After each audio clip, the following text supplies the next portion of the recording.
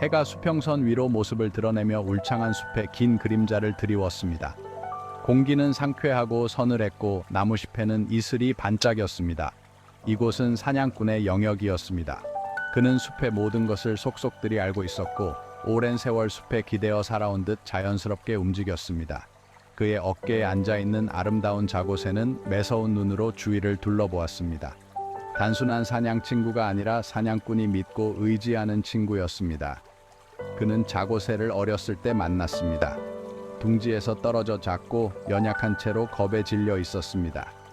숲에 그대로 두었어도 되었지만 빛나는 눈을 가진 작은 새를 보고 마음이 움직였습니다. 그는 자고새를 집으로 데려와 정성껏 돌보았고 건강을 되찾은 후에는 사냥 파트너가 되도록 훈련시켰습니다.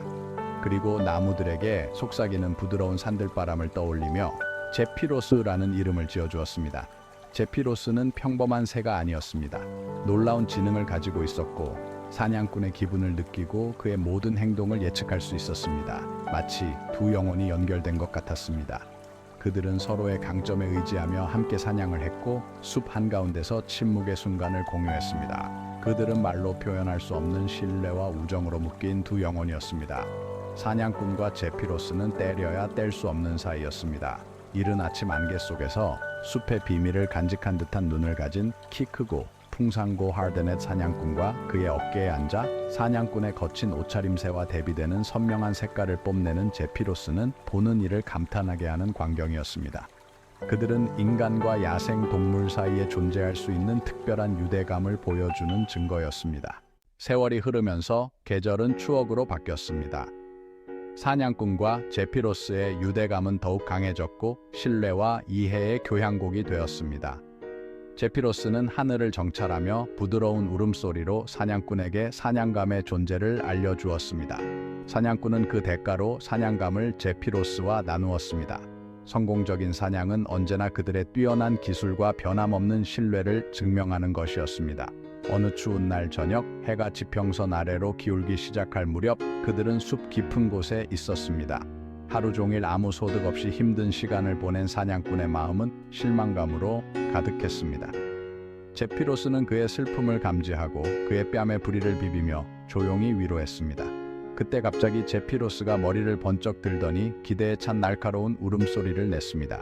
온몸으로 기쁨을 표현하는 듯 했습니다. 사냥꾼은 그 울음소리의 의미를 알았습니다. 귀한 사냥감이 근처에 있다는 뜻이었습니다. 제피로스의 시선을 따라가 보니 저녁 노을에 물든 숲 속 공터에 웅장한 수사슴이 서 있었습니다. 마치 왕관을 쓴 듯한 뿔과 윤기 나는 붉은 갈색 털을 가진 아름다운 사슴이었습니다. 사냥꾼의 가슴은 흥분으로 두근거렸습니다. 그의 가족을 몇 주 동안 먹여 살릴 수 있는 귀한 사냥감이었습니다. 하지만 화를 겨누는 순간 그의 마음속에 희미한 의구심이 스쳐 지나갔습니다. 수사슴은 너무나 웅장했고 저녁 노을 속에서 신화 속 동물처럼 보였습니다. 하지만 수사슴의 눈에는 평화로움과 깊고 오래된 지혜가 서려 있었습니다. 사냥꾼은 잠시 망설이며 화를 내렸습니다.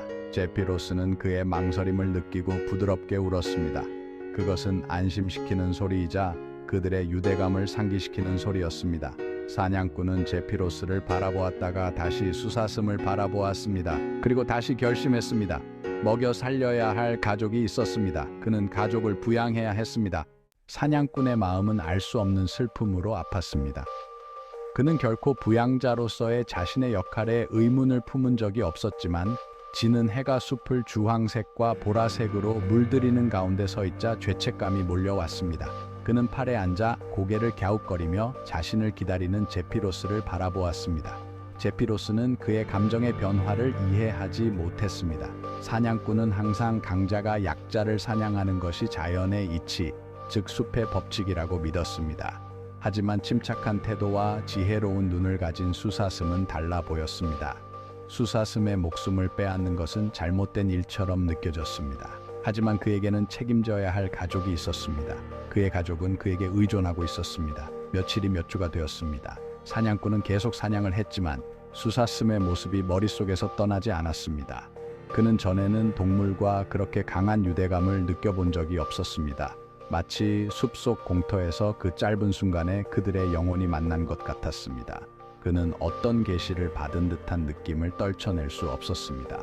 어느 날 그가 시장을 지나가다가 우연히 어떤 대화를 듣게 되었습니다. 부유한 상인이 온 세상에서 가장 진귀한 새, 깃털이 수천 개의 별처럼 빛나는 자고새를 구해 오는 자에게 큰 돈을 주겠다는 내기를 했다고 자랑스럽게 말하고 있었습니다. 사냥꾼의 가슴이 철렁했습니다. 그는 그 새가 제피로스라는 것을 알았습니다. 친구에 대한 의리와 삶을 바꿀 수 있는 보상 사이에서 갈등하던 그는 가족과 수사슴, 그리고 그가 느꼈던 이상한 연결, 고리와 사냥을 함께하고 침묵을 공유했던 충실한 동반자 제피로스를 떠올렸습니다. 그는 자신이 무엇을 해야 할지 알았습니다. 사냥꾼은 집으로 돌아갔습니다. 그는 아무 일도 없었던 척했습니다. 하지만 제피로스는 그의 변화를 감지했습니다. 제피로스는 사냥꾼 주위를 맴돌며 슬프게 울었습니다. 사냥꾼은 양심의 가책을 무시하려고 애썼습니다. 그는 자신에게 이것이 최선이라고, 자신에게는 선택의 여지가 없었다고 말했습니다. 그날 밤 그는 제피로스를 잡기 위해 덫을 놓았습니다. 그가 지금껏 해본 일 중 가장 쉬운 일이었습니다. 제피로스는 언제나처럼 그를 믿고 덫에 걸려들었습니다. 사냥꾼은 제피로스를 상인에게 데려갔습니다. 상인은 기뻐하며 사냥꾼에게 금화를 쏟아부었습니다. 사냥꾼은 공허함만 느꼈습니다. 그는 숲으로 돌아갔습니다.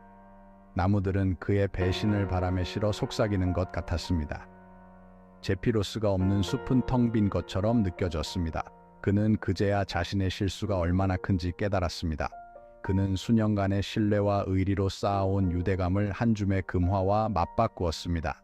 그의 손에 들린 금화는 무겁게 느껴졌습니다. 그것은 그의 배신을 끊임없이 상기시켜주는 증표였습니다. 그는 예전처럼 살려고 노력했지만 숲은 더 이상 그에게 기쁨을 주지 못했습니다.